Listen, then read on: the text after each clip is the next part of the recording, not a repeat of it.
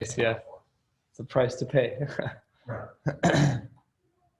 Okay, a good evening to everyone. We are learning tonight Maseches Eruvin, Daf Yud Gimel Amud Beis, and as well Daf Yud Dalet, all the way to the very last word on Yud Dalet Amud Beis, and we're starting on Yud Gimel Amud Aleph, about 10 lines up from the bottom. We ended our conversation yesterday with a brief discussion about sota and kankantum, which was an ingredient that we had included, or potentially we could have included into a liquid, into a liquid of ink. But one of the concerns we had is that we know that by sota, that we need to, under those unique circumstances, to erase Hashem's name into the mei sota, to make mei sota.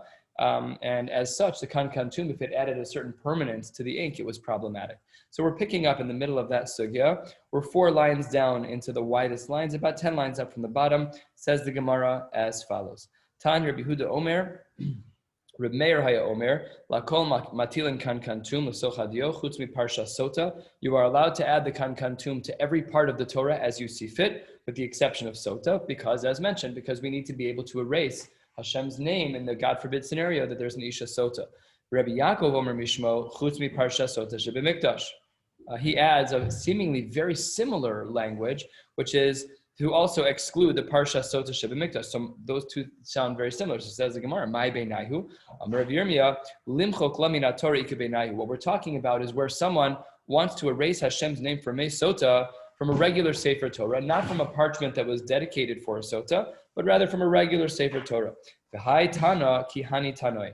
Hai Tanoi, Kihani Tanoi. This machlokas that we just saw between Rabbi Yehuda in the name of Rav Meir and Rabbi Yaakov, in regards to whether or not a regular Sefer Torah can be used for mei sota in order to erase Hashem's name for that. Is that allowed? Yes or no? That machlokas is reflected in this following brisa. The Tanya. The brisa writes, we are 8 lines from the bottom of Yud Gimel Amud Aleph. The Tanya. Ein megillah saksher lahashkos basota acheres. Let's say that I write up a parsha sota. It's in the Beis HaMikdash. We're ready to use it for a particular woman, and then it all fizzles out. Good. So can we use it for another sota? If it was made dedicated for her, is that allowed? So the shita of the Tanakama here is that ein megillah sakshera lahashkos basota acheres. Rav Achi bar Yoshia amar megillah sakshera lahashkos basota acheres. So that's a machlokas. If you have the prescripted parchment of sota, are you allowed to use that prescripted parsha, which was for Rachel, in order to then use it for Leah, if for whatever reason Rachel ends up not coming to the Beis HaMikdash? So that's what the Gemara tries to compare this new brisa with the previous machlokas we saw between Rav Meir and between Rav Yaakov. So says the Gemara, maybe not. Amar Rav Papa, maybe this new machlokas tonight is not a match. Dilma Lohi, Adkan Loka Amar Tanakama, maybe the only reason that the Tanakama in the brisa that we just learned, 2 lines above, where he says that Leah cannot use Rachel's parsha sota, maybe Hasam, Tanakama Hasam, Ela Kevan de Intik Lashum Rachel, Sulo Hadra Mintika Lashum Leah, that because it was already earmarked for one person, you're not allowed to re-earmark it for another person. Aval Gabi Torah but maybe the Tanakama would have argued by a regular Sefer Torah that it's takamutter to erase that name. So therefore, your comparison of the Tanakama to the previously learned shita is not correct. Amar Rav Nachman bar Yitzchak, and also maybe even according to the second shita, maybe according to Rav Achi bar Yoshia, maybe there too it's not problematic, because we'll see as follows. Amar Rav Nachman bar Yitzchak, Dilma Lohi, maybe the comparison's not right. Adkan Loka Amar Rav Achi bar Yoshia Hasam, maybe the only reason why Rav Achi bar Yoshia said in this brisa that Rachel's Megillah of Sota can be used for Leah. Why would that be allowed? He said that Ela di'ichtiv mi has to shum sota ba'olam, because maybe the kavana with which it was written was for any sota in the world. Aval gabi Torah deli Islamic ksiva. But when a sofer, when a lavla writes a sefer Torah, his intent is that it should be learned from. It's not made for a sota. So therefore, hachanami de lo mechakina. Maybe the havamina would be that we could learn the opposite. That maybe you cannot learn this brisa to compare it to our original shitas. And with that, the Gemara uproots this comparison of the brisa of the Tanakama and Rav Achi bar Yoshia. It is no longer comparable to the initial machlokas of Rav Meir and Rav Yaakov. And there's a lack of, just from a psak perspective, it's a lack of, the Gemara is not clear as to how we pass. And all we know is that we don't make this full all-out comparison to other Tanaim. There still remains a machlokas. Can you use a regular Sefer Torah out of the Aron Kodesh in a scenario of a sota? We're not talking about the prescripted ones. That's a little bit more clear. But a regular Sefer Torah, yes or no, that seems to be a machlokas between Rav Meir and Rav Yaakov. Says the Gemara, we learned in the Shita the opinion of Rav Achi Bar Yoshia, who said that you can take the Parsha Sota of Rachel, and if Rachel doesn't end up needing it, you can use it for Leah. The same Parsha Sota. Says Gemara, I don't understand. But less later, Rabbi Achi Bar Yoshia Haditna, does he not have the following Mishnah? And let's see if this comparison is one that has any fruits. Kosav get legarish ishto. If a person writes a get in order to divorce his wife, turn to the top of Yud Gimel Amud Beis. V'nimlach u'mitzau ben v'nimlach, and he changes his mind. Rashi top Rashi dibur hamas v'nimlach v'chazar bomi legarish osa. They decide that they're not going to get divorced. Just as a parenthetical statement, once a couple decides that they're getting divorced, there are some halachic components that trigger. There's no longer tashmish amita. There's like a bunch of things that fall into place once a couple's in that space of decision making. It's not neutral zone. It's already a more precarious scenario. But either way, in this case, it's v'nimlach. And then the couple that was about to get divorced, there was another couple in town with the same exact names in the same city. Umitzao ben Iro, there was someone in his city. V'amar shimcha kishmi, you and I have the same halachic name, whatever the name is. V'shem ishtecha kishem ishti, they have the same exact halachic name. Pasul legarish bo. So what do we see by the world of get? We see that you're not allowed to take a get that was written for Yaakov ben Avraham to give it to another Yaakov ben Avraham, afal that their wives' names are Rachel ben Shimon. It doesn't make a difference. Meir, Chicago, it doesn't make a difference. You cannot share a get. So, not share a get. You cannot repurpose a get. Sharing a get, Pasha, that's not allowed. But you cannot repurpose a get. So the Gemara is trying to ask against Rav Achi Bar Yoshia. We know that by gittin you're not allowed to repurpose a get. But why then would you say that you are allowed to repurpose Mesota? Why are you allowed to repurpose a parsha that was written for Sota? So says the Gemara, that comparison does not, that there's no equivalency there. Says the Gemara, hachi hashta. Whenever we see the phrase hachi hashta, by definition, it means your comparison is bad. And here's why the comparison is bad. Hasam, by get, it says, v'chasav lo ksiv, the Torah says, you have to write her a get krisus, but inan ksiva lishma. That when the get is written from a husband to a wife, it has to be written lishma. It has to be written with specific intent. And therefore, when one writes a get for Rachel, it can then not be used for another Rachel, because it had to be written lishma for the gerushin of that husband to that wife. Remember, although it's not a mitzvah that we pursue, there is a mitzvah d'oraisa of divorce. It's a pasuk in the Torah. It's codified in the Monei HaMitzvos as such. So there's an element of lishma, like we have in many mitzvos. Tefillin, we have in plenty of places. Writing a Sefer Torah, here too. Again, not a mitzvah we pursue, but when it's applicable, then it's a mitzvah d'oraisa and appropriate to do so. So that's the pasuk that we have in regards to get. Hacha, here by Sota, it says, ve'asala ksiv, ba'inan asiya lishma, asiya dida mechikahi. All we need is the asiya to be lishma, and the asiya by Sota is the mechika itself. So therefore, says the Gemara, don't ask your question of Rav Achi Bar Yoshia, who says that you can take the parchment that was supposed to be for Rachel to give it to Leah. Don't ask me from get. They're not comparable at all. The lishma component of get is by the ksiva, and the lishma component of the sota is the mechika. And because of that, the ksiva was l'shem a specific person, but the mechika is yet to be done. So of course you can repurpose it, says Rav Achi Bar Yoshia, and therefore the Gemara rejects this question outright. 5 lines down. Amar Rav Acha Bar Chanina, the rest of this Amud, most of it is Agadata, and most of it is famous Agadata. It's very, very well known. I'm going to pick up the pace of drop because we have a lot to finish before Mariv, and Mariv is hopefully going to be around 9:30. Amar Rav Acha Bar Chanina, Galui v'yadua lefanai, Misha Amar v'haya ha'olam. I know, Lifnei Misha Amar v'haya ha'olam. I know that before HaKadosh Baruch Hu, she'ein bedoro shel Rabbi Meir kamoso. Nobody was like Rabbi Meir. Talmud of Rabbi Akiva, nobody was like him. Lo kavu halacha kamoso. We quote Rav Meir like water all over shots, but we almost never pass him like Rav Meir. Kimat below. Says the Gemara, shelo yachlu chaver v'la'amod also daito. He was too smart. Nobody could chop it. It's a little bit of a comedic line because remember that we learned on Shabbos that Rabbi Meir was a Talmud of Rabbi Shmuel and Rabbi Akiva. So on the bottom of the previous Amud, on Yud Gimel Amud Aleph, we said that Rabbi Meir didn't understand Rabbi Akiva, so he went to Rabbi Shmuel and then went back to Rabbi Akiva. Now nobody understood Rabbi Meir. So Rabbi Meir learned this sophisticated form of thinking from Rabbi Akiva, and he replicated it to the point that his friends couldn't understand. He's too smart for the room, right? So the people didn't understand him. So that's what the Gemara says. Shelo yachlu chaver of la'amod al sof daito shahaya omer al tamei tahor. He would say on something that's tamei that is tahor. Umar lo panim.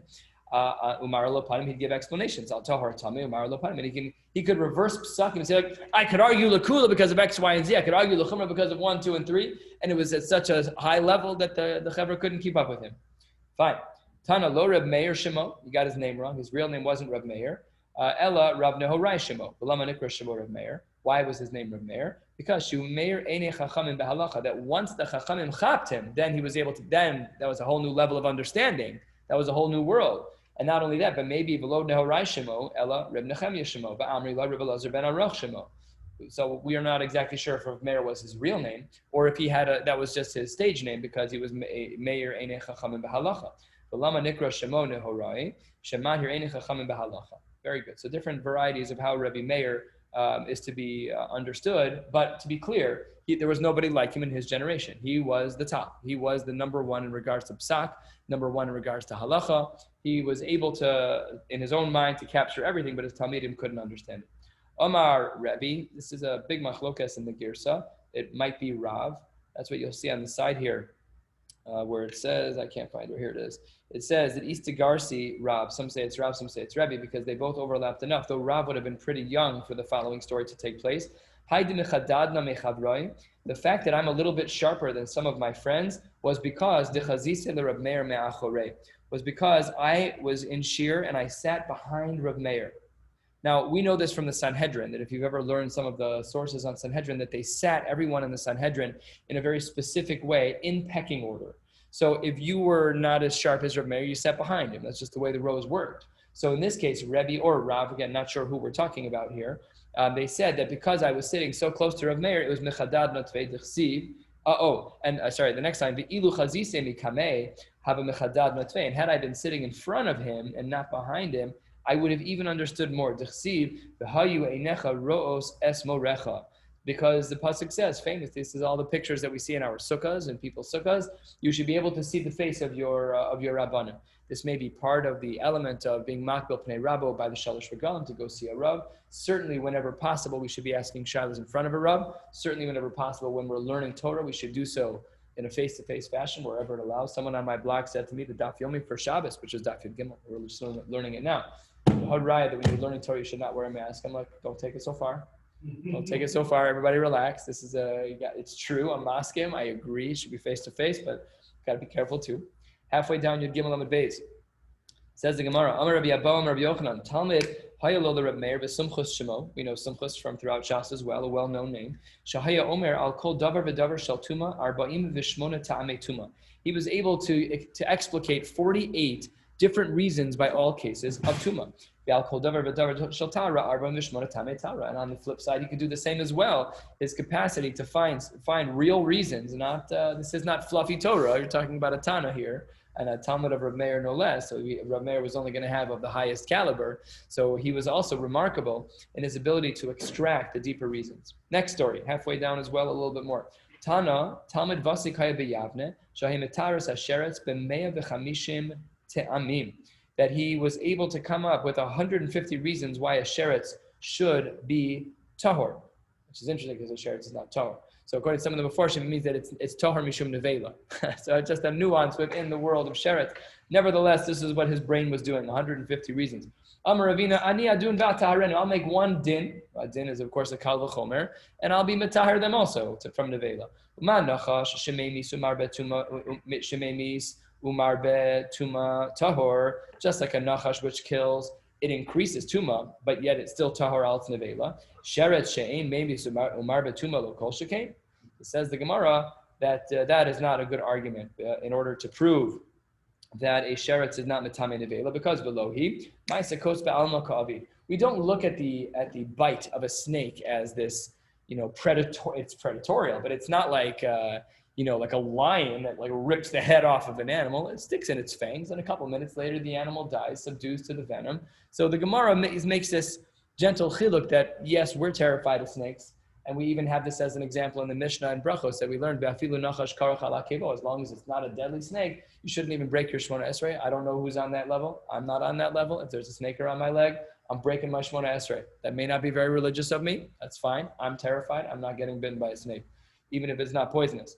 Nevertheless, we see here that the snake is not as bad as everybody sees. Afal that we know the stories from Bereshis, that notwithstanding. Amar Rabbi Abba, 2/3 of the way down, almost 2/3 of the way down. Amar Rabbi Abba, Shmuel, Amar Rabbi Abba, Amar Shmuel, Shalosh Shanim Nechlaku, Beis Shammai Uveis Hillel. A 3-year debate. Halalu Omrim Halacha K'mosenu, Halalu Omrim Halacha K'mosenu. For 3 years, back and forth. You guys are wrong, we're right. You guys are wrong, we're right. Back and forth. Yatsa Baskol ve'amra. Finally, the heavens opened and said, Elu ve'elu divrei Elokim chaim hein. Ve'halacha kebeis Hillel. Wow. A famous Baskol. We're familiar with this. We've already quoted it in another context where we saw the sheet of Rabbi Yeshua, who was lo mashgiach in a Baskol. So we're familiar with this a little bit, but this is the Mari Makom. This is the Mari Makom where we see that there's a Baskol that came out and said we paskin like Beis Hillel.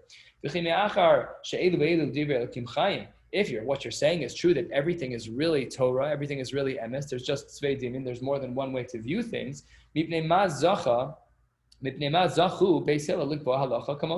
Why is it that they had the halacha like them? Answers the Gemara, second of the middle with lines, 2/3 of the way down. Because they were much more pleasant, they were willing to kind of take a hit. When they were learning and teaching Torah, they wouldn't only quote their own shitas, they'd also quote the opinions of Beis Shammai. Even more, there's even times when they would put in front of their own opinion, the shita of Beis Shammai. Even while they argued that they should be right, they still put the other person first. What? Almost always, yes, that's correct. If you have the familiarity, it's almost always the case. Beis Shammai Omrim, Uveis Hillel Omrim, absolutely. And we're going to see a Mishnah right now that reflects that exact idea. We have this listed in the Tanaim as well. What happens if a person is eating Rosh of Aruba? Most of their body is in the sukkah, but the shulchan is inside the house. The table that they're eating from is inside the house. Beis Shammai posted, Ubeis Hillel machshirin. Who do we see which is first? Who was first? It's Beis Shammai. Says the Gemara, Amru Beis Hillel, Beis Shammai. I'm going to argue with you. Didn't we, all of our grandfathers, go and visit Rav Yochanan ben Achoronis? And what did we find? So how can you say that he was violating halacha? You want to say Beis Shammai that it's possible what he did? Come on, what are you talking about? He's a great Tana. How could you say such a thing? So says the Gemara, Amru lahen Beis Shammai, Sham Raya, Afhain Amrulo. Even our great grandfather said to them, Im kacha yisa noheg lo kiyamta mitzvah sukkah miyamecha, mitzvah sukkah miyamecha. If you sit like that in the sukkah, that's a 0. That doesn't count at all. You're never going to fulfill your mitzvah, so not a raya. But yet, most importantly for our purposes today, we're not learning Maseches Sukkah. But what we are learning is Eruvin, which points out that the halacha is like Beis Hillel, and they always used to put Beis Shammai first. Here's a great example of that. I think to David's question, we could have quoted 1,000 Mishnayos this way. Let's call it 100 Mishnayos. The Rashi actually says here. Where are you? They themselves said. Oh, yeah. Don't you remember the story that Ziknei Beis Shammai and Ziknei Beis Hillel? I mentioned that first. Yeah. Yeah. I don't know why we'd have to look into like the Maharsha or to find out why this was the example of them talking. Right. Oh, because you're saying because they were talking to each other. Saying it goes back generations. They still themselves was saying these words. Lo kach hayu ma'isa. Right. And they mentioned Beis Shammai. Very nice. That's awesome. I didn't catch that. That's great. Thank you. That's Rashi. Shemakim divrei Shammai divrei. Kamu ma'isa. Shemaktin and divrei Shammai divrei. De ka'amrei luhu ma'isa shalchu ziknei Beis Shammai v'hadar ziknei. Oh yeah. Okay. Beautiful. I missed that Rashi. Okay, so that's how the Gemara proves that Beis Shammai is always first. Says the Gemara, "L'lamencha shekol hamashpil atzmo HaKadosh Baruch Hu magbio." Anyone who's willing to lower themselves, Hashem will raise them up. V'chol hamagbia atzmo HaKadosh Baruch Hu mashpilo. And anyone who raises themselves up, HaKadosh Baruch Hu will lower them. Now, to be clear, when one is being humble, it's not like looking over your shoulder waiting for Hashem to lift you up. That's not humility. That's shrouded gaiva. That's not the real deal. Real humility is being okay not being first. It's okay to be mavater. That's really what we're talking about, a higher level, granted. I spoke to my Rabbeim about this sugya of gaiva, and one of my Rabbeim said the following wild line. He said in the name of Rav Shlomo Volba, Zatzal, that in our door, we should not work on gaiva. Leave it alone. Work on other midos. You're more likely to succeed. The generation that we live in is so highly narcissistic that it is so embedded in us that we need to be so chashuv. He's like, the amount of effort it will take will tear you apart. Focus on other midos. While at the same time, he said, at the same time that's true, everybody needs to have a healthy dose of ego and gaiva to make sure you feel good about yourself. That's also chashuv. You don't want to be depressed. You don't want to be downtrodden. It's like the chakira in the old school world is this like kelm or nevardik, or is it the godless ha'adam or shiftless ha'adam? Similar tone. So we're in the godless ha'adam mode right now in our culture, in our world. Most of us cannot handle the fire and brimstone of that world of Musar of old, like madregas ha'adam, those types of svarim. Those who are chasing after godless, the godless will run away from them. And if you mamish hide from it, it will chase you. I always think about this all the time. The Chafetz Chaim lived in Radin in a tiny little home with barely any furniture. Everybody has a Mishnah Berurah on their shelves. How does that happen? That's this. If you're willing to be mashvel, if you're not chasing the Gedula ends up chasing you. It says the Gemara, if you push the hours, what does that mean? So Rashi here explains this. Rashi says, about halfway down in the page,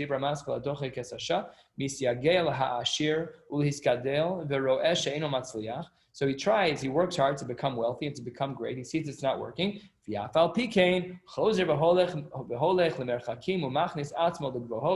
keeps trying still to push harder, still further to become that guy. So that's what the Gemara says, 8 lines from the bottom. If you let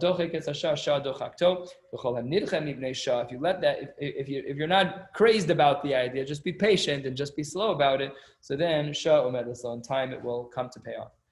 The last Gemara in the Agadata for tonight, Tana Rabbanan, Shtei Shanim Umechza, very specific amount of time. 2.5 years, Nechlaku Beis Shammai Uveis Hillel. Here was their argument. We already had the 3-year machlokes about who's right. And here we have a 2.5-year machlokes, but this one comes to a conclusion that everyone seemed to agree to, and it's a shocking and depressing one. According to one shita, they were of the opinion that it would have been better. It would have been better if we had never been created, because almost by definition, minus the rare people who never did averos, like we learned in Maseches Brachos, if you do an aver, you're yoresh gehenim. So is that kedai? A moment of gehenim, is that kedai? We're in the month of Elul. How do we look at that? That's a very scary thing. No, the other side said, come on, what are you talking about? The opportunity to earn your keep, to be the Fum Tzara Agra, to really earn, to really grow and to really change and to learn Torah, that you would better to never have lived? Can't be. They together paskin that Taka would have been better had we never existed in the first place. What should we do now? Baruch Hashem, at the beginning of Elul, we're getting this Gemara, which is found in the Mesilas Yesharim as a highlight in the very early chapters. Yefashvesh b'maasav, ve'amrei la yemashmesh b'maasav. So some say you should be yefashvesh, and some say you should be yemashmesh. What does this mean? Rashi, Dibur Hamaschel yefashvesh b'maasav, 2/3 of the way down, says Rashi. Yefashvesh b'maasav she'asa kvar. It's reflective. You're looking on the actions that you've done. And look at the actions that you're doing. Are you doing things right? And Yemash Besh B'Masav, the next Rashi, Kigon Imba Mitzvah Liyado, Yechashev Hefsed Mitzvah Keneged Schara, V'lo Yaniach La'asosa. This is a perspective on Chaping a Ryan. Bishvila Hefsed Sheharei Schara Asilavo. We don't see all the rewards today. Schar Mitzvah B'Hayal Maleka. Every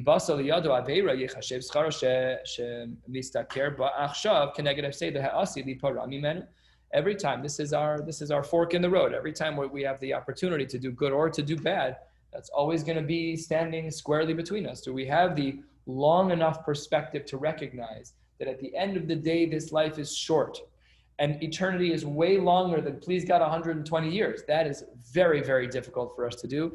And this is one of the reasons why the culture that we live in, which is immediate satisfaction, it makes it so hard to grow, because we're always trained to get what we want within 2 days.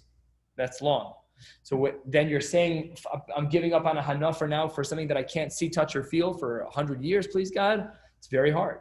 Very, very hard. So that's our El Musar for the month so far, as is the last piece of this Gemara. We are now at the Mishnah on the bottom of Yud Gimel Amud Beis. HaKoreh she'amru. When we speak about a Koreh, I'm going to highlight this here because it will come up. The word Koreh is in the singular. We'll discuss this a little bit later on the next block. HaKoreh she'amru rechava kedei lekabel ariach. It has to be wide enough in order to hold a brick. The ha'ariach chatzi levena. It's half of a levena, which is a type of brick. Shel shlosha tfachim. Half of 3 tfachim is 1.5. And that's statement number one. It has to be strong enough to hold a 1.5 wide brick. And then in the very next breath, it only has to be 1 tefach wide. We just said it has to be 1.5 to hold the 1.5 brick. The Gemara is going to ask that out of the gates. We'll get there soon. Okay, fine. So it has to be strong enough to hold it. And then this Mishnah continues, not just wide enough, it has to also be strong enough, healthy enough to be able to hold on to that. Rabbi Yehuda, the contrasting opinion, says as follows: Rabbi Yehuda Omer Rechava Afal Pi Shein B'Riya. It is wide. It does have to be wide enough, but it doesn't have to actually be strong enough. In other words, it's theoretical that it should actually hold the brick.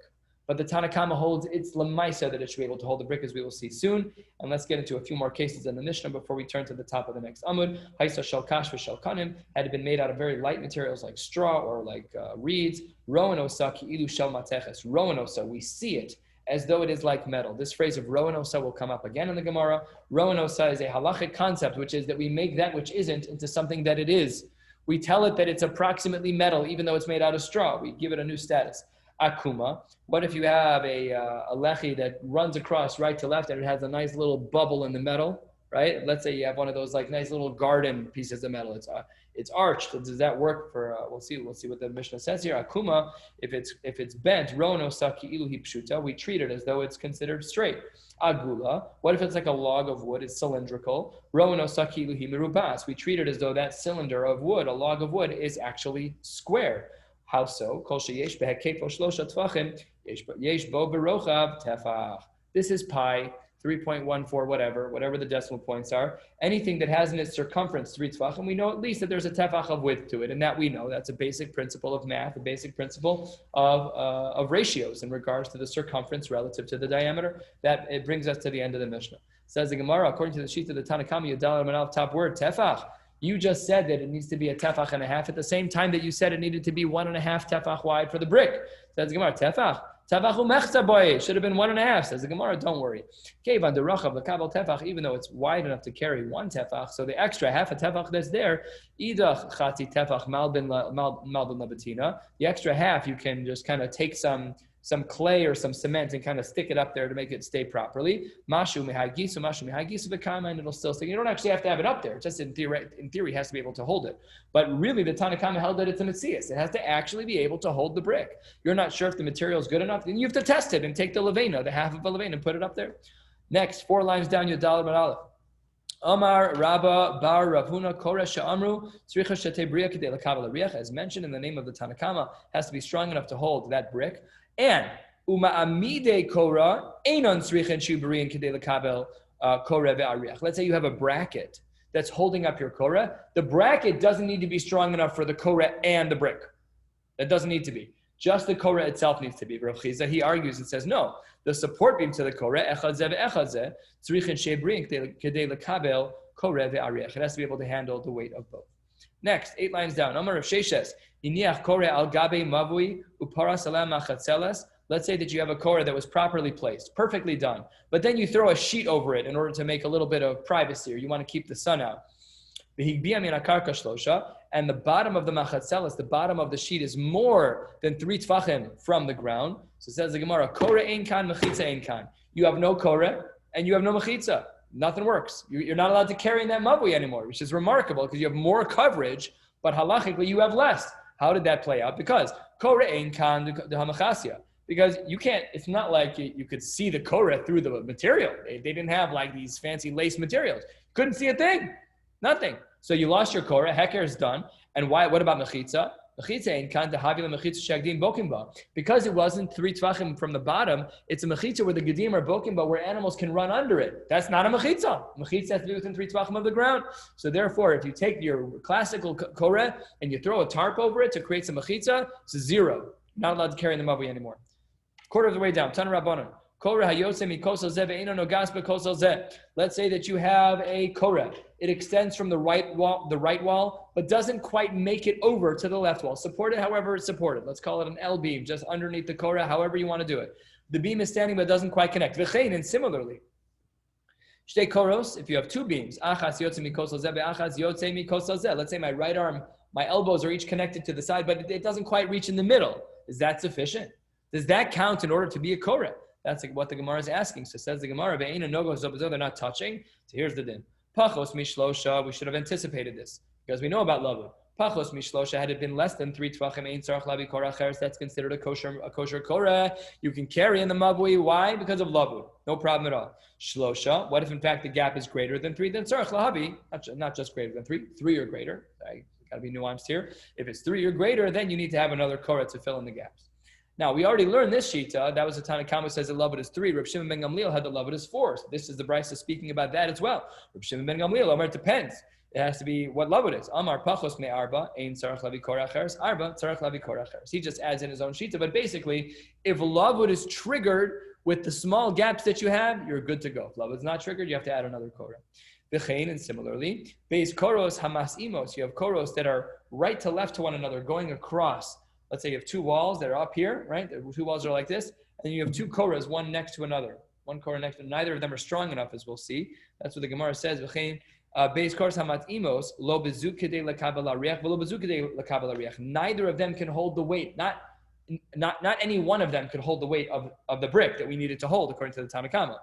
So imekablos hariach l'rochbo tefach. If in fact, when you lay the brick lengthwise across, I know it says rochbo, but it's the width of both bars, so that if it can hold it up, then you're good to go. Then ein tzarich lahavi korah acheres v'im lav. If it cannot hold the weight, then you need to add another bar. Tzarich lahavi korah acheres. Rashbag Omer, he argues a little bit more than halfway down Yudal Amud Aleph. What does he say? Rashbag Omer im mekablos hariach leorko shlosha. Ein tzarich lahavi korah acheres v'im lav tzarich lahavi korah acheres. If it's able to take the length of the levain to 3, and it's able to actually hold that crossing both. It's perpendicular to both boards, and it's intersecting both boards. If it can hold that, then ein tzarich lahavi korah acheres. But if it cannot hold that weight, then you need to bring another one. What about another case where the koros were one above another? Hayu achas lamala v'achas lamata. Does that work? Can you combine 2 koros, one above the other, when neither of them are strong enough? It says the Gemara, Rabbi Yossi, Rabbi Yehuda. This is the famous Rabbi Yehuda of our Mishnah, and the Mishnah of Andaf Beis. And that's going to come up momentarily. What does Rabbi Yossi, Rabbi Yehuda say? Rowan is ha'elyon, seeing the language again, Rowan. Rowan, we see, in other words, we kind of create a reality. Rowan, es ha'elyon ki'ilu hilamata, es ha'tachtona ki'ilu hilamala. It's as if they've merged together, even though they haven't. Rowan, we create this new reality. Ubilvad shelo te'elyon lamala mikaf, the higher one can't be above 20 amos. Mikaf ama, v'tachtona lamata me'asar, and the lower one can't be below 10 tfachim. So if you have one of your koros is 11 tvachim off the ground, the other is 19 amos off the ground, a wide, huge gap, says Rabbi Yossi, no problem. It's rowing, everything merges together. Amar Abaye says, Rabbi Yossi, Rabbi Yehuda, savar la ki'avu bechada upaligale bechada. This Rabbi Yossi, the shita that we just saw, that the top and bottom koros merged together, he says he argues with his father on one item and agrees with his father on another. Savar la ki'avu bechada. Where does he agree with his father? To Islay Rowan. He agrees that we can create a new reality, that we can blend the 2 boards together. That's not a problem. He disagrees with his father, and that going back to Daf Beis, we know that Rabbi Yehuda says everything above 20 is fine. But Rabbi Yossi, Rabbi Yehuda Savar, the soch kaf in lamala mikaflo. He disagrees with his father on that front, and therefore he would not allow. He holds like the Tanna Kama as it relates to that. Good shaila and kibbud ava'im. Shulchan Aruch speaks about this in your day of Reish Mem. When are you allowed to argue with your parents, especially in learning? Can you talk in learning? Abba, I don't agree with you. You got to say it respectfully. Are you sure it's that way? You got to find the right way to do it. And a father can be a shtickle mochel on their kavod. That's a big shaila if someone can be mochel on their kavod. But if you want to have a real chavrusa with your kid, yeah, you got to be willing to have the dialogue. And sometimes you're wrong, and the kid will call you out. First time I ever taught, I was teaching Mishnah, and a little 9-year-old's like, "You read the Mishnah wrong," and I'm like, "You're right." Pretty embarrassing, but he called me out and he got it. And that for a father-son relationship, Rabbi Yossi, Rabbi Yehuda, they had to be comfortable with that and halachically in line with that. Next 2 dots, 15, 20 lines from the bottom, 3 lines before the lines get wide. Rabbi Yehuda, Omer, Rechava, Afal Pisha, and Abri. Remember we said in our Mishnah the Tanakama said that it actually had to hold the weight. That's not true according to Rabbi Yehuda. It doesn't have to hold the weight at all. It can be very thin, even kash, even straw, like we saw. Says the Gemara, Masni Rabbi Yehuda l'chia barav kame de Rav. Rabbi Yehuda was taught Chia bar Rav in front of Rav. Rechava afal pishein beria. He taught this din that we have in our Mishnah, that if it's wide, even if it's not strong enough. Omar le asniya rechava beruveria. Oh no, Rav rewires our Mishnah. Rav says that Rabbi Yehuda in our Mishnah does not say that it does not have to be strong enough.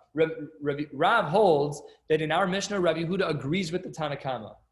So then what's the machlokas? If Rav is rewording our Mishnah to say that both the Tanakama and Rabbi Yehuda say it has to be able to hold the brick, it has to be strong enough, then what's the machlokas? Take a look at Tosfos, Ramaskal, Asniye, second Tosfos. Asniye, Rechava, Ria, Pirish, Rashbam. They ain't machlokas badavar. Tanakama and Rabbi Yehuda agree that the Korah has to hold weight. Says Tosfos, Vikashe, De'az yesh limchol kol bava deroin. Then you have to erase part of our Gemara. No. What Rav was doing was not just saying, he wasn't just saying that Rabbi Yehuda thinks it has to be strong enough. He was flipping the shitas in the Mishnah. Otherwise, the whole Gemara has to be reworked. It's so much to undo. What was the Rashbam talking about? Everyone agrees? What about everything we just learned? That's not true. Not everybody agrees. We already have too many cases where they disagree. Rabbi Yossi disagreed with his own father. But there's too much happening here. So that's why the Balei HaTosfos said that what Rav was doing in this case when he said that Rabbi Yehuda requires the Korah to hold the weight is that we're flipping the shitas in the Mishnah, that the Tanakama is the Mekil and Rabbi Yehuda is the Machmir. First of the middle width lines, Amar Rabbi Loi, Amar Rav. Wait a minute, Rav. You can't say that. Rechava arba afal pisha eina beria. We have another scenario where we have something that's 4 wide. And what do we say there? Afal pisha eina beria. There we say, even if it's not strong enough.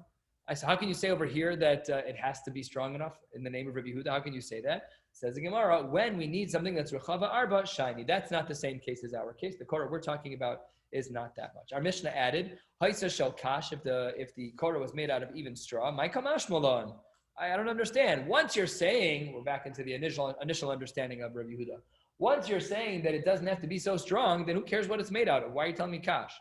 Says Gemara, my kamash malon, de amrina and rowan. You're telling me that because it's teaching me that I can change the mitzias, that the kash is like metal? That's what you're teaching me? No, come on, haynuhach. That's the same thing as everything else in the Mishnah of Rabbi Yehuda. It's not, it doesn't have to be bria, it can be made out of anything. Says the Gemara, no. Mahu de tema b'mina amrinan. You might have thought to say that when do we allow rowan? When do we allow the blending of, let's say, the higher and lower lechis? That's only true when they're made out of the same thing. The Mishnah added in the material of kash to teach us. Shelo b'mina lo amrina. Maybe I would have thought that if it was made out of wood and kash, we wouldn't combine them, kamash malan, that yes, we would. That if you had a lechi number 1 made out of oak and lechi number 2 is made out of straw, everyone would say the same exact thing. They would still blend into one according to Rabbi Yehuda, no problem at all. Rabbi Yossi, Rabbi Yehuda. Next case, Akuma, almost at the widest lines in Yadal and Aleph. Where are we on time? Oh gosh. The Amrinan says the Gemara, Akuma, Rowan oso ki'ilu hi pshuta. We look at the bent metal like it's the same. Says the Gemara pshita. Why would we not? Who cares about the curves in the metal? Kamash man kid Reb Zera. This teaches us like the opinion of Reb Zera. Damar Reb Zera taught us follows. Let's say you had a bend in your koreh where some of it was in the mavui and some of it was out, or or you have at 19 amos is where you have your koreh, but the bubbling in the metal, you have this bend in the metal. It has a little jump in it that sticks it out of the 20.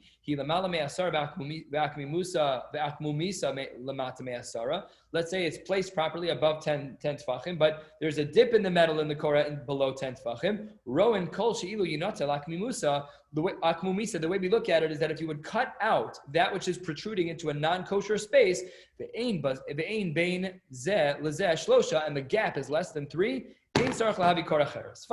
Fine, that makes sense. Any bend, as long as when we cut it out, when we dissect it, as long as the gap is less than 3, you're good. And if not, you have to bring a new korah. We learned that already. We already know that if it's less than 3. All you told me to do is cut that out, but it's the same thing if you don't cut it out. Hanami pshita, says the Gemara, We needed it for the very first case, the first words on the very first of the longest lines, where we said that the mavui, let's say that that the end of the shtender is the mavui here, and I have my mavui, and you're Rishus Harabim. The mavui, the korah goes like this. It's here. It protrudes out, comes back in, but it protrudes out towards you, which means that part of my korah is in Rishus Harabim. So then says the Gemara, no, Ma'u detema, 6 lines from the bottom. Ma'u detema, lechush dilma asilam shuche basra. We might have been concerned that you would go out under that extension, that little blip in that little curvature in your. The Gemara says, no, we're not concerned about that. Kamashma, we're not concerned about that. No problem at all. Agula roan osaki luhim merubas. We said if there's a log, a cylindrical shape, we treat it like a square. Hasu lamali. Why all these examples? All the rules are the same. Just stop. If it's thick enough, it's not. Whatever. Why are you giving so many examples? Says Gemara, Sefer Yitzchak needs to teach us another din. To teach me what? That we are allowed halachically to rely upon the following. Kol sheyesh be'akefo gimel tfachim yesh bo rochav tefach. To teach us that in halacha, the fact that we have the circumference of 3 means by definition, halachically speaking, that it is considered a diameter of 1. It is a halachic metzias. How do we know that this is true? Amar Rav Yochanan Amar Kra, Vayas es hayam mutzak eser be'ama misfaso ad sfaso agul saviv v'chamesh be'ama komaso v'kav shloshim be'ama yisov oso saviv. Let me explain. David HaMelech was building a mikvah of sorts, a massive mikvah, as we will soon see. And it was 30 amos around and approximately, though granted more, 10 amos across. So this is what we're talking about and how we see that we are allowed to rely upon this math in halachic frame, because he was building something that had halachic reality to it. So the Gemara says this is how we know that we rely on this concept, halachically speaking, that as long as the circumference is at least 3, we can therefore trust the fact that that the diameter is at least a tefach. Says the Gemara, V'a'ikas faso, but in regards to his particular pool that he was making, it had a rim around it. So it's not exactly 30, it's really more. Answers the Gemara, Amar Papa Svaso Svas Perach Shoshan Ksibe. It was actually as thin as the petal of a flower. D'chsiv, Ve'ovio tefach usfaso kemaise kos Perach Shoshan Alpayim Bas Yachil. We'll get to the words Alpayim Bas Yachil soon. But basically what's happening here is that it was a very, very thin outer rim, and therefore it doesn't factor in. Ve'ikamashu, at least it's something. Why would you not factor it in? Maybe it's not 30 amos around, maybe it's 30.5. A half an amma is a big deal. So says the Gemara, Ki kachashiv mikavai kachashiv. The math we're doing is internal. It's not external. We're not looking at the width of the entire rim of the pool. We're looking at the internal measurements. You know, you go to Home Depot, did you measure your windows from inside or from outside? We're talking about only the inside measurements of the pool. So it says the Gemara, let's figure out all the math. Tani Reb Chia, Yam she'asa Shlomo, the pool that he made, hayam machzik Meya v'chamishim mikvah tara. This is very important to get all the math right. It held 150 mikvahs inside of it. How much is a mikvah? Mikvah kama habe? Arba'im sa. We know that it was able to hold, that's a lot. It's 2,000 sa. It's 40 times, because it said it held 150 kosher mikvahs. So it held a lot. That's pretty big. So that's not the right math. 6,000. Yes, that makes more sense. It held 6,000 sa. Kiddetanya, like the Brisa writes, how do we know that it's 40 sa? V'rachatz, turning to the top of the page, v'rachatz b'mayim, v'mei mikvah kol v'saro, mayim shekol gufo olabahen. We need a mikvah that can cover the whole body. V'kamahen, how much is that? Ama al ama barum shalosh amos. It's 1 by 1 by 3. That's what we assume is the measurement of a mikvah. So therefore, we see that 3 cubic amos can hold 40 sa. Okay, so kama habalahu, how many sa did his particular pool hold? Again, psukim notwithstanding, but here is what it says. It was 500 square amos. That was the measurement of volume inside the pool. 500 square amos of space. Not how many amos it held. We're going to get to the ratio soon. But the volume inside the pool was 500 garmides, 500 cubic amos. Okay, so now what we're doing right now is we're looking at the ratio of cubic amos to sa. How many sa can you fit in the volume of these cubic amos? It says the Gemara as follows: Litflas meya. If you have 300 cubic amos, then you could fit in meya. You can fit in litflas meya. Is it the other way? Ratio of square amos to mikvos. Yeah. So that you can fit in 100 mikvos. Lemeya v'chamshin for 150. then you could fit in chamshin. You can fit in 50 mikvos. But if you add those up, it's only 450. Be'arba me'ah v'chamshin sagia. In order to get in the 150 mikvos that was able to be withheld inside his pool, you only needed 450 cubic amos. Says the Gemara, that's not what the Gemara said on the bottom. We needed 500. We need a pool that's 500 cubic amos that can hold 150 mikvos. And the math that we just did is not right. The math that we just did yields the 150 mikvos with only 450 cubic amos. Says the Gemara, Hani mili beribua. That's only true if you look at this pool as square. But Yam she'asa Shlomo igol hayir. Remember what we were talking about? The circumference was 30. So what are you talking about squares anyways? Your math is wrong to start with. So fine, michti. Kama meruba yeser ala igol. How much more does a square have over a circle? Approximately revia. Approximately, it's a little bit larger by 25%.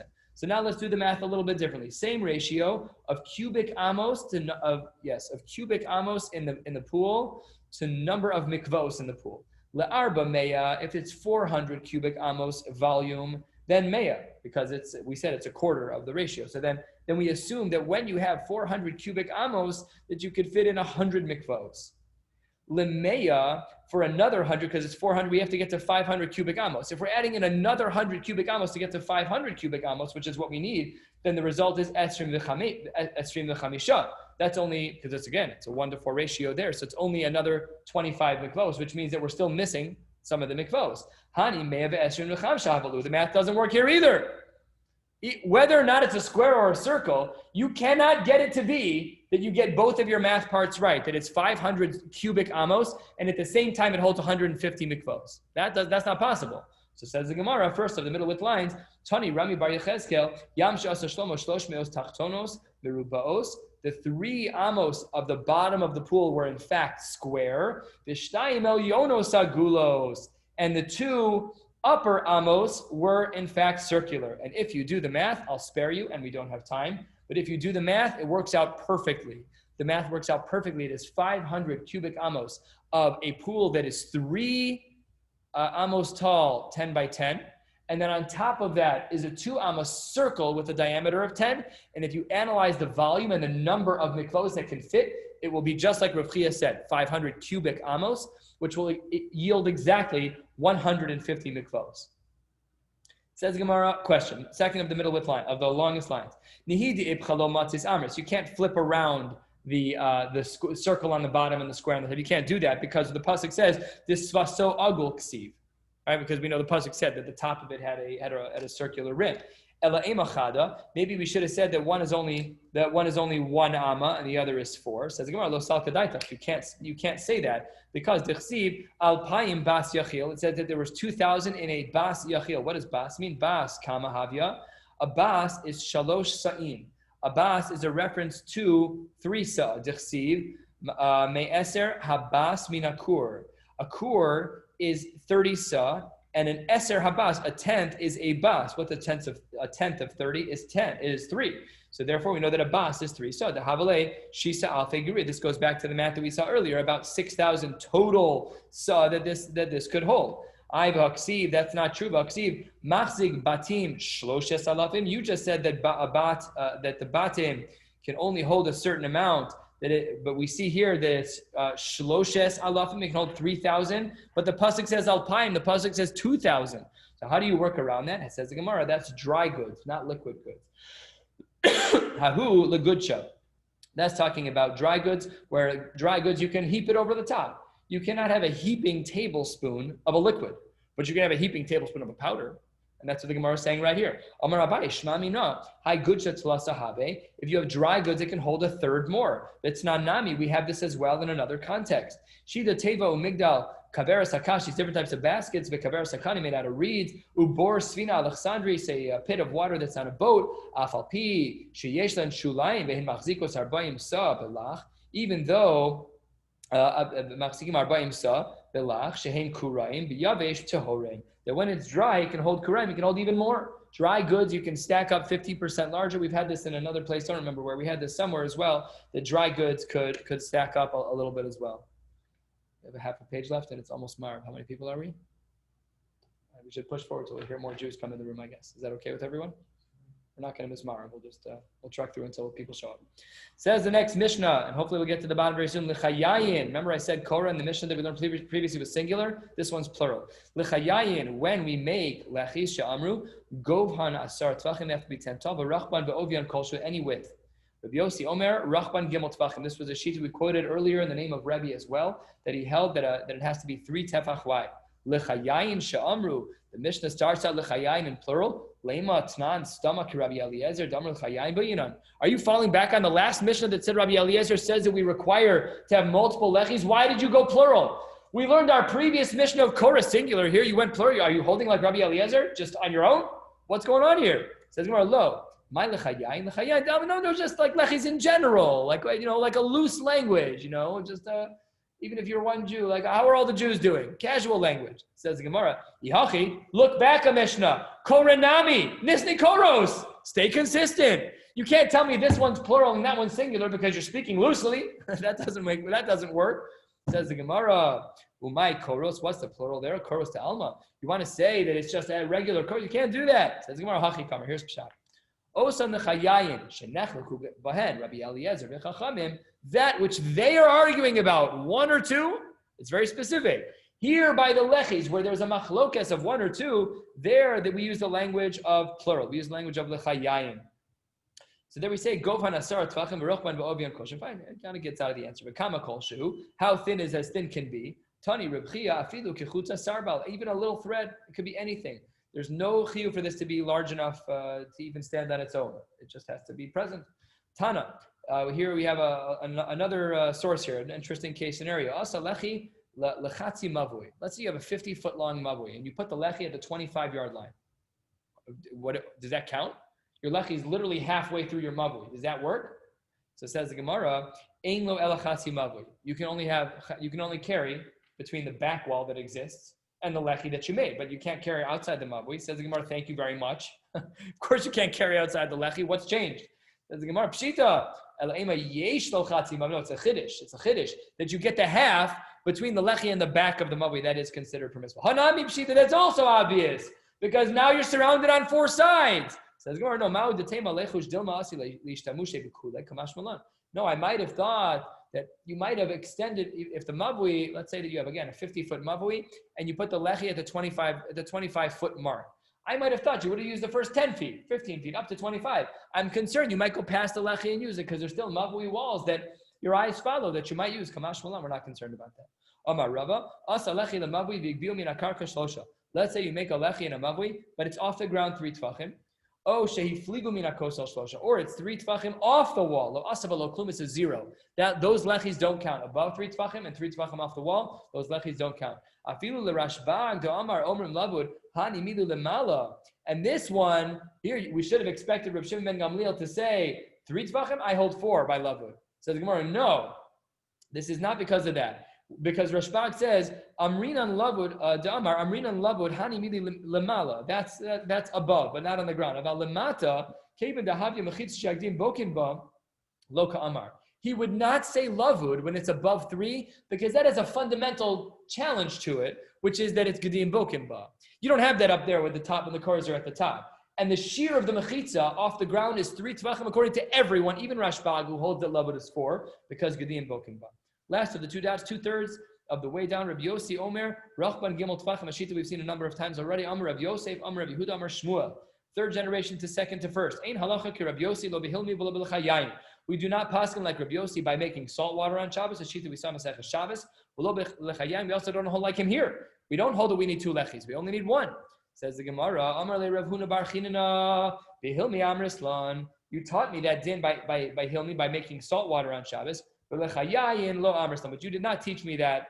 You did not teach me this din by lechis. Says the Gemara, why is it that by the hilmi you taught that to me that there was a machlokes there, but by lechayayin nami palig rabbanon? Why don't they argue there also? It's Rabbi Yossi. It's all the same. We should be paskening like Rabbi Yossi across the boards. Amar le shani lechayayin mishum dekai Rabbi kavase.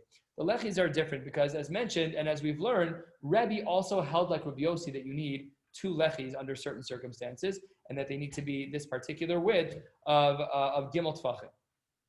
Rav Nechumi Masni Hachi. Rav Nechumi taught this a little differently. Amar Rav Yehuda Berei de Rav Shmuel Bar Shilas Mishmei de Rav, in the name of Rav. Ein halacha k'Rav Yossi lo behilni v'lo b'chayim. We quote the same din again in the name of Rav. Amar le. He said back to him, Amris, did you really say that? Amar hu lo. He goes, no, I didn't actually say this. Rabba was sitting there incredulous. Amar Rabba, Ha'elokim. Amru v'gamirna lamine. You quoted it in his name. What do you mean you didn't learn it? You didn't teach it. It's not the halacha. You just quoted it. Says the Gemara, Umay taima kahadar. No. I retract it. I said it, but I don't paskin that way. Why?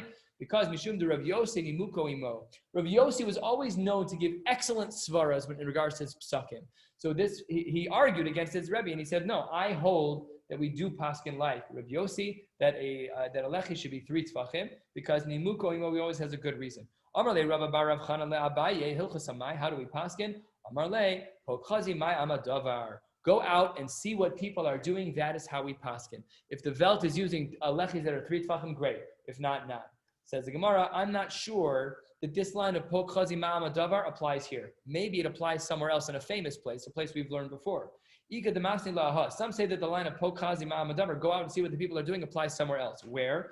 Says the Gemara, Hashosa my nitzma'o, someone who drinks water because they're thirsty, what bracha do they make? Omer she'akol ni'abidvaro, obviously we paskin this way. Rabbi Tarfon Omer, what's the bracha rishona? Not bracha achrona. What's the bracha rishona on water when you're thirsty? Borei nefashos rabos v'chesronam kol ma shebarasa. That's what the bracha is. Bracha rishona. How do we paskin? Amar le Rav Chanan, la Abaye hilchos hamay, amar le pokazi ma'amadavar. Let's see what people do. If they're making shakal, great. If they're not making shakal, they say borei nefashos, then great. Ladina, both of them might work. That's very possible. We, of course, have at this point accepted upon ourselves not to rely on pokazi ma'amadavar, but rather shakol ni'abidvaro.